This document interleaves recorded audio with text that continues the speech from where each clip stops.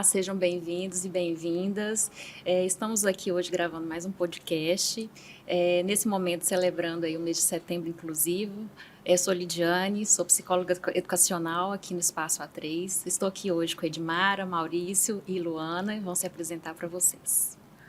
Olá, me chamo Luana, sou psicóloga educacional do Espaço A3, atuo no serviço de inclusão em parceria com a Lidiane, e o serviço de inclusão é do setor, né, que é o Espaço A3, que é o setor de apoio ao aluno.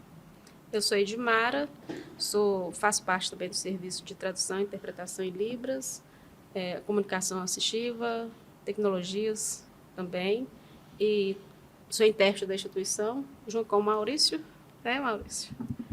O Maurício aí, Maurício, se apresenta para a gente aí, fala um pouquinho de você. Uau! Meu nome é Maurício, sou intérprete de Libras na Univale, no Campus 1. Acompanho uma aluna surda no curso de administração. É um prazer estar aqui nesse podcast. Prazer. Agora, para a gente começar, vamos falar um pouquinho, né, da diferença aí, né, da questão, né, da educação básica para a educação universitária e no quesito inclusão, né, que é importante a gente falar um pouquinho dessa diferença. E aí, Luana, o que você acha sobre isso? É que você atua nas duas esferas. E aí?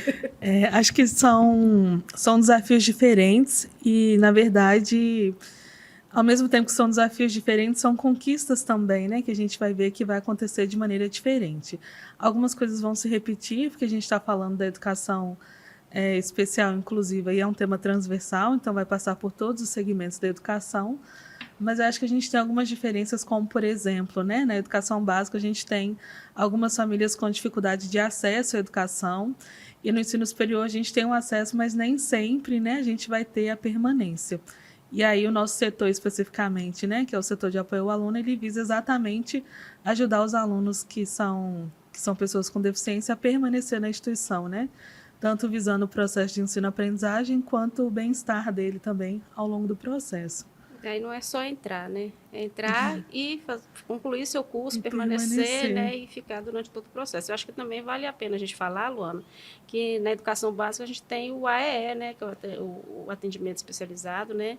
Que na educação superior isso não existe, né? Então, por exemplo, nós temos professores de apoio na educação básica, né? Que acompanham os alunos desde a educação dos anos iniciais, da educação infantil até o ensino médio. E na educação básica não vão existir esses atores, né? Quem aparece aí somos nós, né, Maurício? Os intérpretes de Libras, quando o aluno demanda esse atendimento especializado, né? Exatamente. A educação básica também ela vai ter tanto esse trabalho do AE, né? Às vezes no contraturno, às vezes com o professor ou monitor de apoio, isso pode variar um pouco, como a Edmara está falando. E no ensino superior a gente vai ter outras formas de atuação, né? Muito mais ligada ao professor ou ao coordenador de curso, né? Como uma missão inclusiva da instituição para que a gente consiga garantir a permanência. Mas realmente, né, é um ponto importante de lembrar que há uma diferença. Até porque, né, na educação básica você está ali para formar a pessoa para poder conviver em sociedade, né? Ter uma qualidade de vida em sociedade. E aqui nós estamos formando profissionais, né? Então, tem a questão da autonomia, que tem que ser trabalhada, né? Então, assim, tem o aluno também procurar, né, se desenvolver, procurar ser, né, o protagonista ali nesse momento dele de formação mesmo, né? Então, é importante ressaltar também. Então, muitas pessoas vêm para o ensino superior com aquela ideia de que vão ter um professor de apoio, vão ter um outro profissional para poder acompanhar aquele aluno em sala de aula, e a gente sabe que, na realidade, no ensino superior não é isso. Né?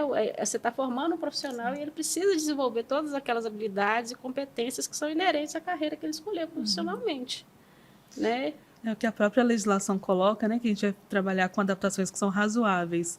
Então, essas adaptações elas podem acontecer, e de fato acontecem, né, aqui na instituição, mas isso não pode perder de vista as habilidades e competências que aquele curso vai exigir. E a gente tem, por exemplo, o perfil do egresso, né, que vai falar bastante disso, que é da gente entender também quais são essas habilidades que esse aluno precisa para essa profissão. Então, não tem como, né, se a gente for pensar nesse trabalho de inclusão, não tem como a gente perder de vista, né, esse aspecto que é significativo, que é da própria graduação do ensino superior. Você podia falar para a gente, Luana, umas adaptações que você encontra aí, falar um pouquinho sobre como funciona.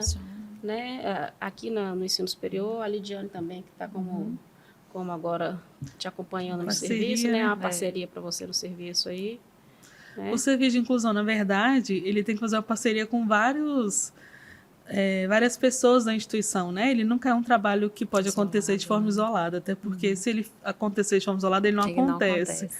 Então, a gente tem, na verdade, uma parceria com os coordenadores de curso, com os intérpretes de Libras, né? Que a gente faz, que no caso você, o Maurício também, que a gente precisa, às vezes, de um apoio para acompanhar esse aluno melhor, né? E garantir também o direito dele. A gente faz algumas reuniões com os professores também para orientação. Então, a gente tem, na verdade, várias vertentes desse trabalho, né? Ele começa lá no início com atendimento ao aluno. Quando esse aluno traz esse laudo, a gente vai conversar, entender qual é a história pregressa dele na educação básica, quais foram os desafios, né, que ele encontrou por lá, quais adaptações a escola fez para ele antes dele chegar aqui. A gente vai entender tudo isso, né? E ver também quais são as adaptações que a gente consegue fazer aqui no ensino superior. Mas é uma articulação com todo mundo, né? Então, às vezes, tem que acionar a secretaria, porque o aluno pode precisar de um plano especial, acionar o intérprete, o coordenador de cursos, os professores. Isso vai variar bastante, né? A partir da necessidade que esse aluno traz. E os profissionais externos, né, também, né? Porque se for um aluno que faz Também. acompanhamento com um profissional da área da Externo saúde, também. um fonoaudiólogo, um Importante a psicólogo, um gente psiquiatra. conhecer. Então, é importante você ter esse contato, né, Lidiane? Sim. E aí acolher o aluno como, né, nessa sensibilização das pessoas que estão envolvidas ali nessa adaptação, né, porque o que realmente, né, a gente vê que muitas vezes acontece é ele não permanecer no ensino, né, universitário. Então, também pelas dificuldades que ele encontra dessa falta de sensibilização em algumas situações, né? Então, ter esse acolhimento, né, ter esse apoio, ele saber que tem, né, uma área da universidade, né, dedicada aí a dar esse suporte, né, faz toda a diferença nessa adaptação de permanência. E né? assim, a gente falando do Espaço A3, aqui nós estamos voltados para o setor de inclusão, né, de tradução e interpretação, justamente por causa do setembro, né, que é o setembro... Aí Setembro nós temos verde, várias cores, né, setembro gente? A gente tem que decidir qual que é a cor, porque Decidir. é setembro verde porque Agora é trata da azul. deficiência, é setembro azul porque é o foco dos surdos, né, da comunidade surda, o setembro é azul. Que é dia 26, E né? fora, né, comemorado, aí a gente tem a questão do setembro amarelo, que é da questão da saúde mental. Então, nós temos Isso. várias cores aí para celebrar esse mês de mês, setembro. né? Na verdade, as campanhas que colocam as cores, eu acho que o objetivo maior é trazer visibilidade à causa, né? É. Então, a gente conversou ontem, né, na verdade, sobre o Setembro Verde, Setembro Azul. A gente tem o Dia do Surdo nesse mês, mas também tem o Dia da Pessoa com Deficiência, que é dia 21.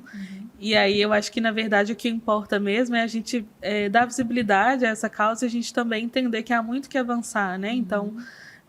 independente se é verde ou se é azul, eu acho que o principal é que a gente consiga dar visibilidade e promover, né, a inclusão dentro da universidade. É o principal, né? Essa Principal. discussão, né? Né? Aí, nessa questão aí, né, Maurício? E você, Maurício, como é que você tem visto aí a sua atuação enquanto intérprete? É uma experiência nova para você? Você já teve experiência na educação básica? Né? Como que você está lidando com isso aí? Sim, hoje nós estamos falando aqui do Dia Nacional, que é o dia 26 de setembro, Dia Nacional da Comunidade Surda.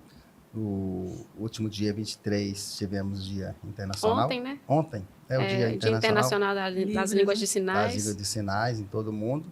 Mas interessante que eu percebo, hoje nós estamos falando sobre a questão da surdez, questão do intérprete de Libras, não só na área educacional, que a gente sabe que em todas as vertentes, em todas as áreas da sociedade, seja no atendimento médico, qualquer outro, um fórum ou qualquer outra área, Atendimento jurídico. o Né? atendimento jurídico, há a necessidade que haja ali a mediação da profissional, do profissional intérprete de Libras. E interessante, a gente está conversando sobre esse tema hoje, a gente precisa lembrar que, historicamente, se hoje nós temos aí a Lei 10.436, que Reconhece a língua, né? Dá o status né? de língua. O Estado né, brasileiro pra reconhece a Libras como a língua oficial da a comunidade língua surda, oficial né? da comunidade surda, a L1, né? Sim. A língua nativa. Nós temos também o decreto 5626. 5.626, que Regulamenta, né? regulamenta. Regulamenta, traz onde a língua vai comparecer, Isso, né? em todas as áreas. Sim. E também, eu estou recordando aqui da Lei 14.704, que também garante a profissão do intérprete de Libras. Reconhece o profissional, né? O profissional intérprete de Libras. Então, historicamente, a gente precisa saber que se existem esses decretos, regulamentos e leis, foi aí um histórico de luta, muita batalha da comunidade surda. E que eu penso sempre, o intérprete de Libras, a intérprete de Libras, é importante, sim, esse contato com a comunidade surda, porque a gente aprende muito com eles, com as pessoas surdas. E o que me chama a atenção também é a questão de nós, quanto intérpretes, preocuparmos em quê? Em estudarmos, em pesquisarmos a vida surda. É interessante você ser intérprete, atuar, seja em qualquer área que seja a sua atuação, mas entender a literatura surda, a identidade surda, a cultura surda, que é muito importante a gente saber essa empatia, esse contato direto, esse convívio que nos coloca no mesmo patamar dentro da sociedade. Reconhecer que as pessoas surdas também têm seus direitos. E nós somos um elo, estamos ligados uns aos outros. Eu acho assim que quando a Luana falou de dar visibilidade, né, justamente Sim. isso, né? Porque assim, eu sempre falo que a surdez, hoje já existe até a legislação que traz, né? Ela é uma das deficiências invisíveis. Você não vai saber que a pessoa é surda, a não ser quando você vai conversar com ela. Sim. Né? E nós temos um número muito grande de pessoas surdas no Brasil. É um número enorme, são aproximadamente 10 milhões de pessoas surdas no Brasil. Em Valadares nós temos aproximadamente 6 mil surdos. Onde estão esses surdos espalhados? Né? Se a gente perguntar assim, vocês conhecem surdo, com exceção do Maurício, eu e o Maurício aqui, vocês conhecem surdos, vocês duas? Têm contato com surdo? Né? Então, onde que estão esses outros surdos? Né? E eles estão na educação básica, né? Nas escolas. Durante a minha pesquisa de mestrado, né, a gente fez esse levantamento, nas escolas estaduais, nas escolas municipais, né, na rede pública, nós temos aproximadamente 200 alunos surdos que vão chegar para nós, né? Aí fora os que estão na rede privada também. Sim. Então, assim, são alunos que vão chegar para nós e nós já estamos vivenciando isso aqui, né, Luana? Sim. Nós já temos casos de alunos surdos, de alunos com deficiência auditiva, então é importante a gente deixar bem claro qual que é a diferença de um para o outro, né, Maurício? Então, assim, você tem a deficiência, você tem a surdez, tem como ele se enxerga, como ele se identifica, é uma questão de identidade também. Sim. E essa identidade vai trazer o uso ou não da língua de sinais, né, Maurício? Aqui na cidade, infelizmente, está fechado. A associação que é a Sugov, lá na ilha, devido a um evento que aconteceu de furto. Furto. A associação está fechada. Né? E assim, a associação ela não é uma associação, ela é uma associação mantida pelos próprios surdos. Então, ela não tem nenhum suporte de ninguém para que possa mantê-la. Né? Não recebe nenhuma verba, investimento nenhum. E por ser na Ilha dos Araújos, né, já aconteceu casos de enchente. Então, assim, eles tinham passado por um enchente, tinham feito uma reforma, aí foram lá, roubaram toda a fiação elétrica, aí eles colocaram a fiação, foram lá, roubaram de novo a fiação elétrica. Então, assim, fica impossível, porque são manter, poucos, né, que conseguem se manter, né? Sim. E interessante também, quando a gente fala sobre a interpretação da Libras, junto com a comunidade surda, eu penso também, por exemplo, eu participo, e isso é primordial, é muito importante, essa questão da empatia, você está no dia a dia, literalmente, com as pessoas surdas. Eu participo da Pastoral dos Surdos, lá na Igreja de Lourdes, na Paróquia de Lourdes. Isso me traz um enriquecimento, assim, gigantesco, porque a todo momento esse contato, você aprende, você está envolvido, participa do dia a dia deles, isso é muito importante. Eu acho que não basta apenas o intérprete, a intérprete, ir para o seu local de trabalho, interpretou, foi embora. Não. Você tem que conviver, você tem que ter empatia. Né? Esse convívio diário, essa presença é primordial. Porque a gente está falando de uma língua, né? Então, assim, a língua você aprende praticando e como você vai praticar se você não tiver contato, né? Então, assim, é importante a gente pensar nisso também, né? Qual o Maurício trouxe essa questão do intérprete, do reconhecimento, da questão legal mesmo, da própria lei, né? Pensar que isso aí é um processo que vem, assim, De muitos De anos, tá, anos. gente? Só que a língua foi reconhecida, nós temos 23 anos de reconhecimento da língua.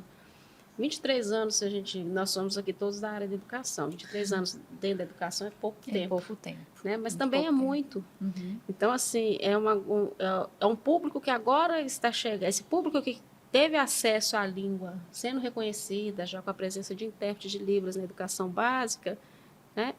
É um público que já está chegando para a gente. Então, é importante a gente também pensar nessa questão, né, Luana, e deixar esclarecer algumas questões até legais também da presença dos intérpretes em sala de aula, né? Da diferença de contratação, como que é São feita. profissionais raríssimos no mercado. Né? São profissionais verdade. complicados, difíceis de serem encontrados. E tem a questão também, né, para a gente... Acho que é importante a gente falar, né, Luana, dessa questão da contratação também, como que é feito esse acesso desse profissional no ensino superior. Né? Então, assim, o Maurício está aqui porque ele atendeu requisitos que estão lá no Estatuto da Pessoa com Deficiência. lei, Né? É verdade. Não é os Tá requisitos que são amparado. específicos da instituição, da nossa instituição, mas são requisitos que estão presentes. Né? E a nossa instituição, igual ser formada em letras libras, ou ter uma pós-graduação em letras libras, ou ter uma licenciatura, então são requisitos que são necessários. Então, Tem que ser não é, seguidos, né? não é só estar em contato com a comunidade ou fazer um curso técnico e tal, que você vai estar apto para vir trabalhar no ensino superior. Né? Existe toda uma questão legal disso aí também, que precisa ficar esclarecido. A inclusão, na verdade, Né? ela vai transcender esse aspecto romântico, né? É claro que tudo que ele falou é fundamental, da empatia, de conviver, até porque nessa troca diária com o outro a gente vai entender quais são os Sim. desafios, né, que essa pessoa enfrenta e o que a gente precisa fazer também para apoiar na garantia do direito. Mas transcendendo o aspecto romântico, então uma coisa não vai excluir a outra. É claro, isso tudo é fundamental, mas a gente precisa também garantir a formação Sim. necessária, né, para ocupar Desenvolver, esse né? cargo. Aí volto a falar, né? Que a gente está formando outros profissionais. Sim. Então, se a gente forma um profissional que não tem as habilidades e as competências mínimas, Não tem como. Não tem como que vai ser colocado no mercado de trabalho? Sim. É importante Aí que ele não se receba mantém essas lá também, né, competências. Lidiane? Você tem uma experiência na Aham. área de trabalho, né? Aham. Fora, assim, Organizacional. organizacional, Sim. sabe como que é imprescindível isso aí também. Da mesma forma Né? que você está formando, dando as competências necessárias, né, para esse aluno ir para o mercado de trabalho, também ter os profissionais com as mesmas competências necessárias para ele ter essa formação, né? Isso é a garantia, né, que a gente tem que dar nesse processo todo, né, com o aluno, né, na sua formação. Quando a Edmara fala sobre um curso profissionalizante, como que esse profissional surdo vai atuar em diversas áreas, né, de formação, eu recordei agora, em 1857, na cidade de Rio de Janeiro, foi fundada a escola UINES. E lá é uma escola bilíngue, e tem vários cursos profissionalizantes, em que as pessoas surdas, alunos surdos que atuam lá, eles já saem com uma formação assim, diferenciada. O Instituto porque Nacional de Educação de Surdos. Né? interessante também, ainda há várias escolas no Brasil que são escolas 100% bilíngue. Não precisa da intermediação do intérprete de Libras. Isso é uma conquista que aos poucos Isso é uma luta a agora que a comunidade surda comunidade está conquistando aos poucos. né, vem buscando, interessante. né? Porque se a gente for pensar em 23 anos, eles não tinham nem intérprete em sala de aula. Mas só o intérprete não garante, é necessário também, porque nós estamos formando aí, é uma língua nossa, língua oficial do país, que a maioria dos ouvintes desconhecem. Né? Então, assim, é importante também pensar nessa questão da educação bilíngue, que vai dar também o direito dos ouvintes, das crianças ouvintes, também serem alfabetizadas em Terem Libras. acesso, né? Terem Conhecer. acesso e não virem encontrar, por exemplo, só no ensino superior, porque o decreto estabelece que ela tem que comparecer em alguns cursos específicos, ou que os alunos façam a opção da disciplina de Libras.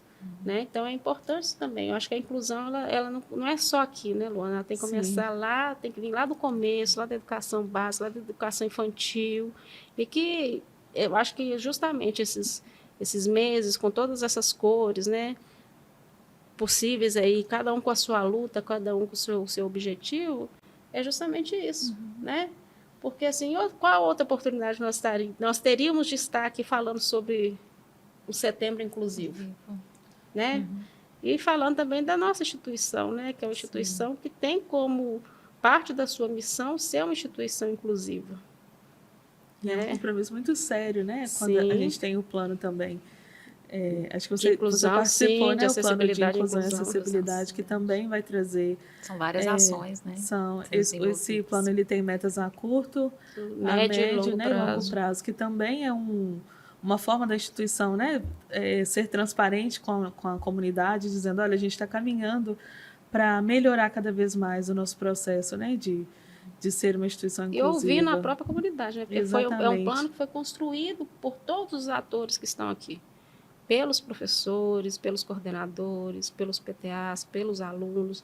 Então, durante o processo de construção do plano, nós tínhamos representantes de várias áreas dentro da instituição.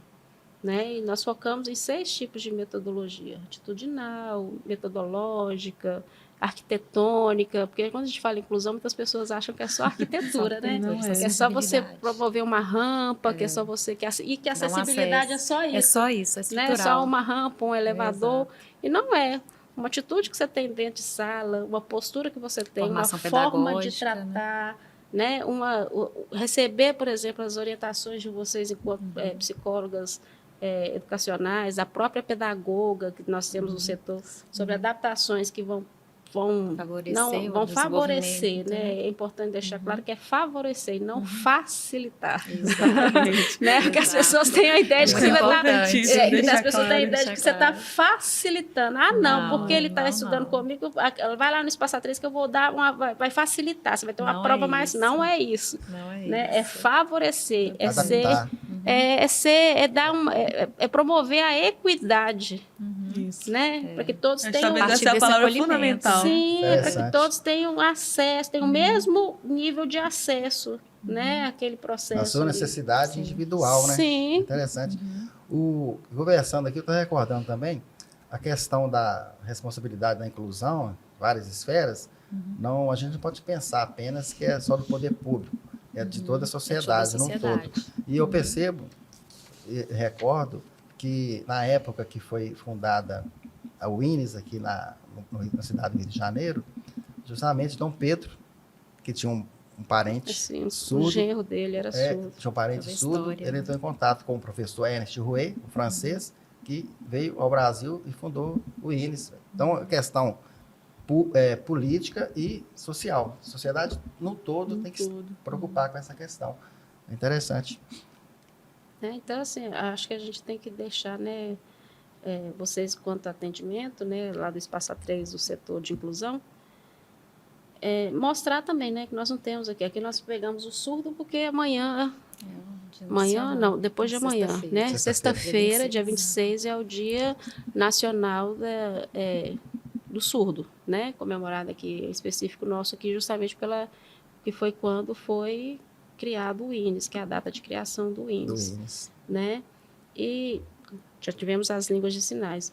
Mas é importante que o setembro também não é só dos surdos, né? Nós temos os deficientes aí também, nós temos uma gama, nós temos um público, né, Luana, aqui bem expressivo de alunos com deficiência na instituição. Né? Você podia falar um pouquinho para a gente? A gente tem alunos com deficiência neuromotora, a gente tem alunos que são cegos também, né? Com baixa visão. Então, a gente tem, na verdade, um público diverso e neurodiverso, né? A gente tem autistas também na graduação. Então, esse setor, deficiência né? Física, deficiência física também. Então, o Espaço A3 e o serviço de inclusão especificamente, ele está ali para atender, né, a todas as demandas referentes às pessoas com deficiência. Então, é bem mais amplo. Mas acho que a gente está falando muito do SUS por causa da data, realmente, né? Eu acho que é importante a gente dar visibilidade, porque a gente está no mês, né? Sim. Que a gente tem uma data para isso. Edmara, a curiosidade que muitas pessoas têm, provavelmente muitas pessoas fizeram essa pergunta e me perguntam também, a questão da língua de sinais. É bom enfatizar que a Libras, a língua brasileira de sinais, ela é o idioma oficial do Brasil, mas cada país tem a sua língua de sinais própria. Sim. A Libras não é universal. A língua de sinais, cada país tem a sua, né? Libras, porque brasileira. Isso. Aí a gente tem a língua americana de sinais, a ASL. Nós temos a língua francesa de sinais. Então, cada país tem a sua, não é universal. Verdade. Inclusive o alfabeto, né, Maurício? O alfabeto sofre diferença de acordo com a língua. A nossa, como o Maurício já falou, né, porque Dom Pedro trouxe o professor Ernest da França, a nossa ela deriva da língua francesa de sinais. Né? A gente fala assim, nossa, o português nosso veio de Portugal e a língua de sinais veio da França. Mistura, bem brasileira. Somos, né, tá bem na Europa ali, mas assim, são questões importantes da gente também trazer, né, à tona aí. E até a questão do próprio uso da língua, né, Maurício? Pela hora que nós falamos sobre o surdo e o deficiente auditivo. Então, o surdo, aquele que se identifica com o surdo, ele vai querer se apropriar da língua, porque a língua é uma expressão de cultura. Né? Então, a expressão principal da cultura do surdo é a língua de sinais. E aquele que não se identifica como surdo, que se identifica como deficiente auditivo, ele não vê a surdez como uma diferença que o surdo vê, né? Mas ele vê a surdez como uma falta. Então, ele vai procurar meios de amenizar ou de suprimir essa falta. Então, ele não vai querer utilizar a língua de sinais. Né? Então, nós temos casos de pessoas que são deficientes e não usam a língua de sinais, não conhecem nada, não sabem nem o alfabeto de Libras. Né? Então, justamente por essa questão de identidade também. É importante a gente deixar isso bem claro, né? Para que as pessoas também compreendam. Né? Porque muitas vezes você já chega, não, mas ele é surdo, ele está usando o aparelho, ele sabe conversar, ele só conversa em Libras. Não, muitas vezes ele não sabe nada de Libras, ele sabe falar. Porque ele é surdo, ele Não tem que precisar de intérprete, né? Isso vai depender de como ele se identifica também. De como ele se identifica, se realmente ele tem necessidade, se ele é oralizado, porque mesmo os nossos surdos, né, mesmo os surdos que são oralizados, que são implantados, né, a lei garante que se ele for usuário da língua de sinais, que ele tem a presença do intérprete de Libras. Né?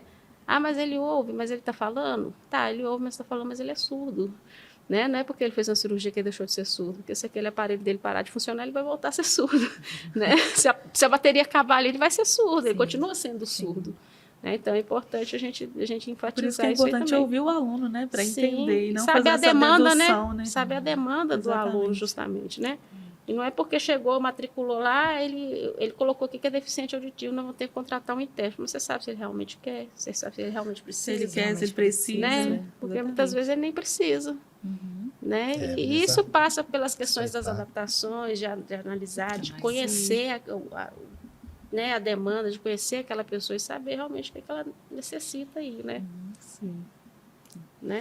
Ok. E o Espaço A3, né, Luana, é onde a gente tem trabalhado muito, né, recebendo aí os alunos, né, principalmente quando está começando aqui na universidade, deixar bem claro, né, que a gente está à disposição exatamente para fazer esse trabalho em parceria, né, que a gente não faz o trabalho sozinho, a gente depende realmente, né, da ajuda de todos, mas principalmente, né, deixar claro para os alunos que eles têm esse espaço para poderem nos procurar, né, que a gente está ali à disposição. Acho que pode falar também, né, dos outros serviços que são ofertados pelo Espaço A3, né, no Espaço A3 a gente vai ter, né, o serviço de inclusão, que é comigo e com a Lidiane, né, que é serviço para as pessoas com deficiência. A gente tem um apoio pedagógico, que é com a pedagoga, logicamente, Emily, que acompanha os alunos, né, que podem ter alguma dificuldade de aprendizagem, precisam de uma orientação específica, tanto a rotina ou técnicas específicas, né, para auxiliar nesse processo. E também trabalha, né, dentro do programa do serviço pedagógico, você tem o programa de monitoria voluntária e temos o programa de aprimoramento acadêmico. Né, também. Isso. E aí tem os programas que são gerenciados pela Emily, que é o que a Edmar acabou de apresentar. A gente tem também o apoio psicológico, que hoje está sob atendimento. As psicólogas, né, que estão no atendimento é a Larissa e a Lara, e que todos esses serviços, né, qual é o critério para ser atendido?